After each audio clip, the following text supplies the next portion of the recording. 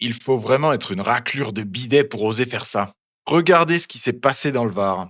Ils ont fracturé le coffre d'une caserne pour voler la recette des calendriers.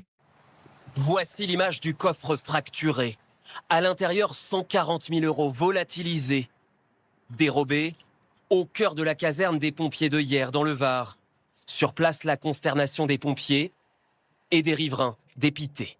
Un cambriolage dans le local de l'amicale des sapeurs-pompiers.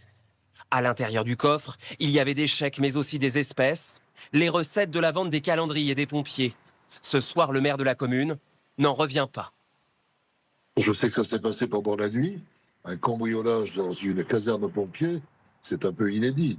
C'est quand même un endroit très sécurisé, où il y a des personnes qui sont en vigilance permanente. Et donc, c'est une prise de risque incompréhensible. 140 000 euros volés. C'est énorme. C'est le fruit du travail des pompiers qui font du porte-à-porte après leur garde. Mais ce qui rend ce vol impardonnable, c'est la destination de cet argent. Écoutez bien où devaient aller ces fonds. L'argent volé était destiné aux orphelins des pompiers ainsi qu'aux activités de la caserne. La vente des calendriers serait devenue une activité risquée, selon la Fédération des pompiers. Aujourd'hui, on sait pertinemment que le risque, il existe. Il existe pendant la distribution. Récemment, un sapeur-pompier s'est fait agresser pendant la distribution.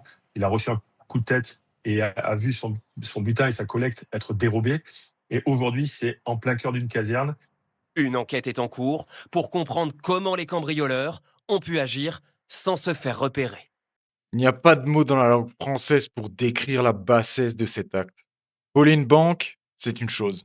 Mais voler la caisse de solidarité qui sert à nourrir des orphelins, des pompiers morts au feu, il faut avoir une âme pourrie jusqu'à la racine.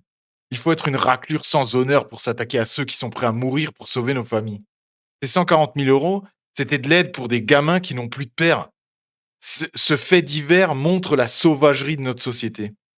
Plus rien n'est sacré. Même l'uniforme du pompier, qui était intouchable, est devenu une cible pour des lâches qui ne méritent que notre mépris. J'espère qu'ils seront retrouvés et jugés à la hauteur de leur ignominie.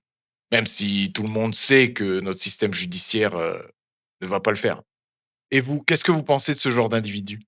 Soutien total à nos pompiers. Et mettez un camion en commentaire pour eux.